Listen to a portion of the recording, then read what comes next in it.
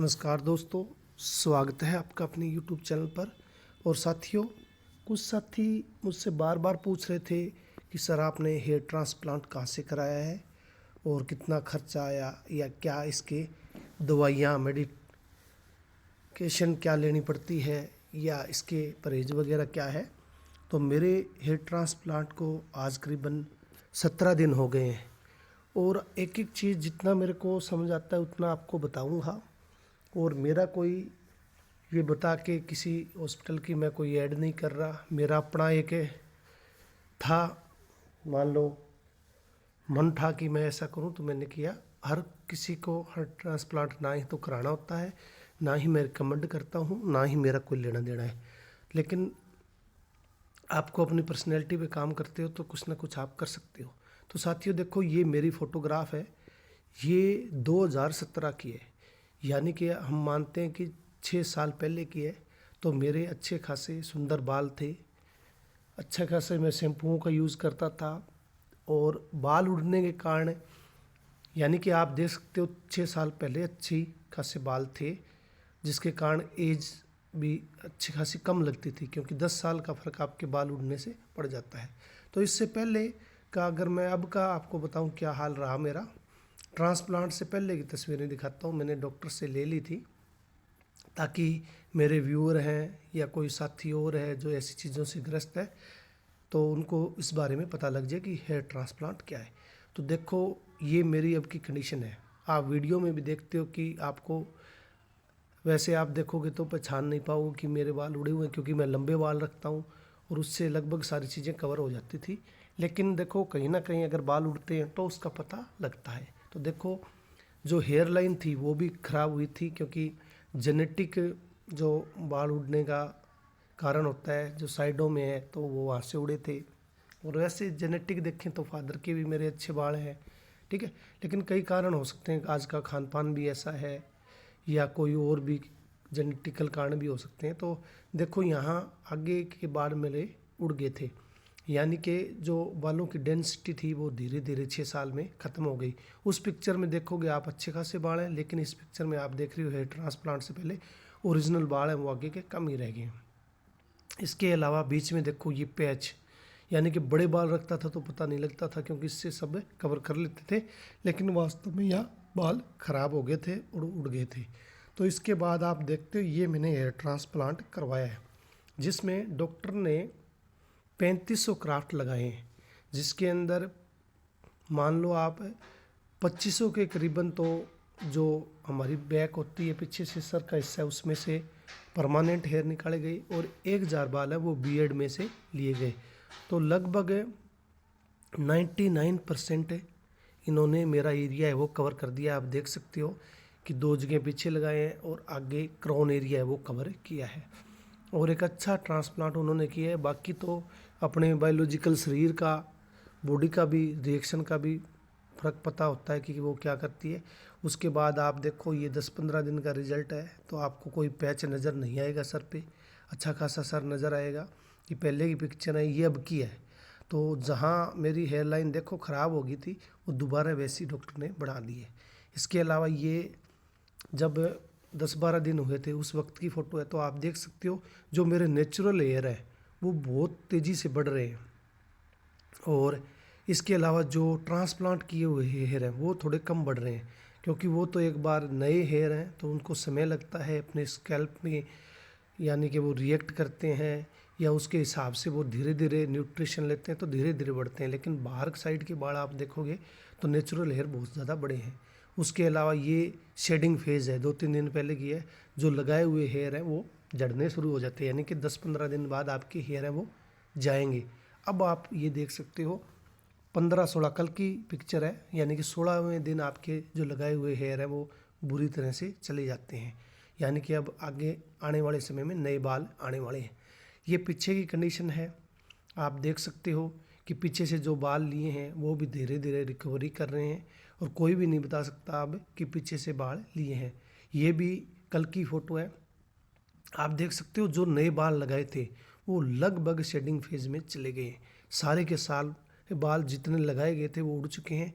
ये आगे आप देखोगे कि सर ये नहीं उड़े, तो ये नेचुरल बाल है मेरे, जो डॉक्टर ने तो लगाए होंगे ऊपर, लेकिन किसी वजह से देखो भगवान की देन होती है बाल, और जो प्राकृतिक बाल होते हैं उनकी डेंसिटी ज़्यादा होती है, तो चाहे कितने भी उनकी कोशिश कर लो वो बाल रह जाते हैं। ये देखो क्रोन में लगभग डॉक्टर ने प्लांट किए हैं, लेकिन फिर भी नेचुरल बाल है मेरे रह गए हैं। तो ये जो आपको बड़े हुए दिख रहे हैं वो नेचुरल बाल है, क्रोन एरिया है।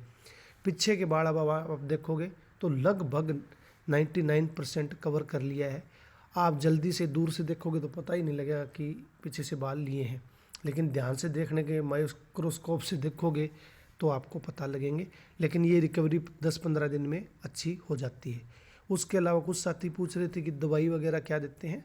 तो सबसे पहली जो जिस दिन ट्रांसप्लांट हुआ था उसी समय से एक टेबलेट डॉक्टर साहब चला रहे हैं जिसका नाम है लोजी हेयर। लोजी हेयर एक दवाई है जो कि पोषण देती है, जैसे नई जड़ें लगती है तो उनको न्यूट्रिशन देती है, या इसके अलावा जो हेयर लॉस है यानी कि जेनेटिकल हेयर लॉस है उसको रोकती है, बालों की मोटाई बढ़ाती है, उसके लिए ये दवाई दी जाती है। लेकिन साथियों महिलाओं के लिए अलग होती है और पुरुषों के लिए अलग होती है। आपको ये मेरे कहने से नहीं लेनी है। अगर आपको ऐसी कोई समस्या है तो आप अपने डर्माटोलॉजिस्ट हैं जो डॉक्टर हैं उनसे मिलने के बाद लेनी है। अगर आप वैसे लेते हो तो इनके साइड इफ़ेक्ट होते हैं जो कि मैं यहाँ नहीं बता सकता, बहुत सारे साइड इफ़ेक्ट हैं इसके। तो आपको जैसे मैंने बाल लगवाए हैं तो वो ट्रांसप्लांट की कुछ सर्जरियों की दवाई होती है या ग्रोथ की दवाई होती है, तो डॉक्टर से मिलने के बाद ही लेनी चाहिए। ऐसे आप लेते हो तो इसके उल्टे रिजल्ट भी आपके आने लगते हैं। इसके अलावा जो 1.5 महीने दवाई चलनी है, यानी कि ये तो पहले दिन से चल रही है, शायद बंद कर दे डॉक्टर अब, तो आगे मैं आपको बता भी दूंगा। इसके अलावा एक गोली मेरी चल रही है फिनेस्ट्राइड की, फिनेलो कंपनी की है फिनेस्ट्राइड। तो ये एक गोली सुबह लेनी होती है और ये एक टेबलेट मुझे शाम को लेनी होती है, यानी कि 2 ही टेबलेट चल रही है जो डॉक्टर चला रहा है।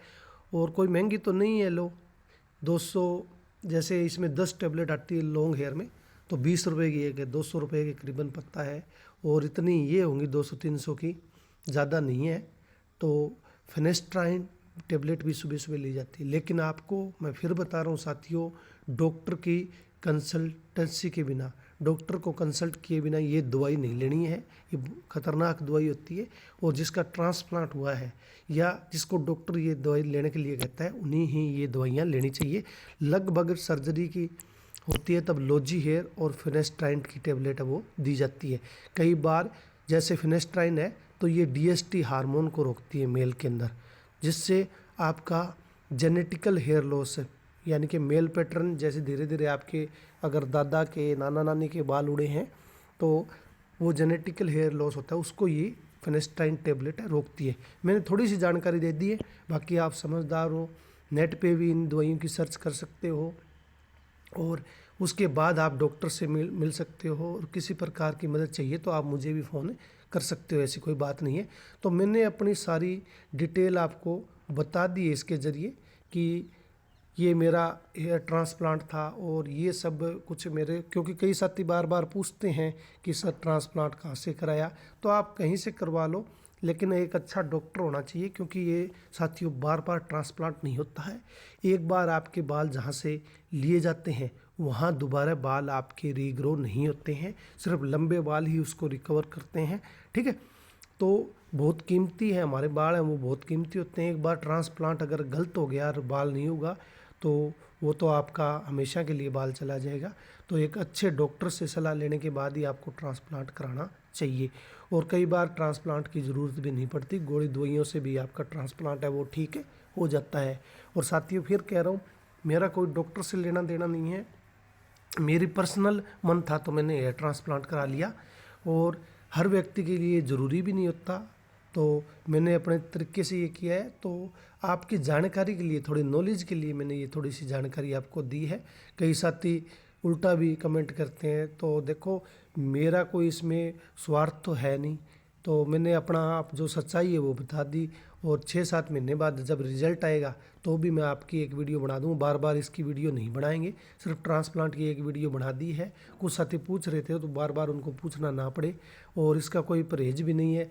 आप ये फ़ोटो देख रहे हो तो ये अब की है, मान लो 17 दिन हो चुके हैं, तो किसी प्रकार का कोई साइड इफ़ेक्ट सर्जरी का नहीं हुआ, क्योंकि जाने माने डॉक्टर थे, डर्मोलॉजिस्ट हैं, तो उसकी वजह से अच्छा हेयर ट्रांसप्लांट मैंने करवाया है। बाकी देखो अपनी डाइट पे भी होता है, खान पान पे भी होता है, और समय से हम दवाइयाँ लेते हैं तो उस चीज़ में हमें कामयाबी भी मिल जाती है। तो साथियों, till then take care, bye bye. और जल्द ही हम हमारी क्लासें जो नेट की पेंडिंग है या अदर क्लासेस है वो मैं कंप्लीट करने की कोशिश करूँगा।